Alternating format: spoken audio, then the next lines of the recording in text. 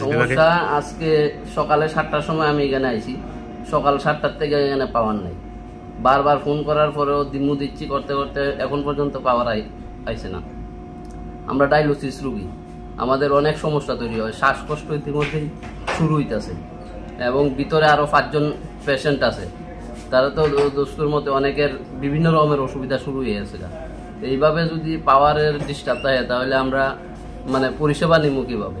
আপনি কতদিন যাবত ডায়ালিসিস নিতেছেন? আমি আজকে 8 মাস যাবত ডায়ালিসিস নিতেছি খোয়াই জেলা হাসপাতাল থেকে। খোয়াই জেলা হাসপাতালে। তারপরে পাওয়ার না থাকার কারণে আমরা ফুল ডায়ালিসিস নিতে পারি না। যেখানে আমাদের 4 ঘন্টা ডায়ালিসিস হওয়ার কথা, ওই জায়গার মধ্যে 1.5 ঘন্টা, কোনোদিন 2 ঘন্টা, কোনোদিন 1 ঘন্টা ডায়ালিসিস করে যাওয়ানো লাগে। এই একমাত্র সমস্যা পাওয়ারে। এই বিদ্যুতের সমস্যাটা কতদিন যাবত হইতাছে এমন? এটা আজকে আমি যতদিন ধরে ডায়ালিসিস করতেছি এর আগের থেকেই, এবং এখানে জেনারেটর লাইন দেওয়ার কথা, কিন্তু আজকে পর্যন্ত জেনারেটর লাইন দেওয়া হয়েছে না।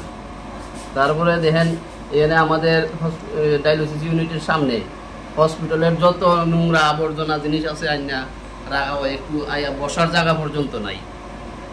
এই বিভিন্ন রকমের সমস্যা, ঠিক আছে, এগুলো আপনারা একটু দেখবেন।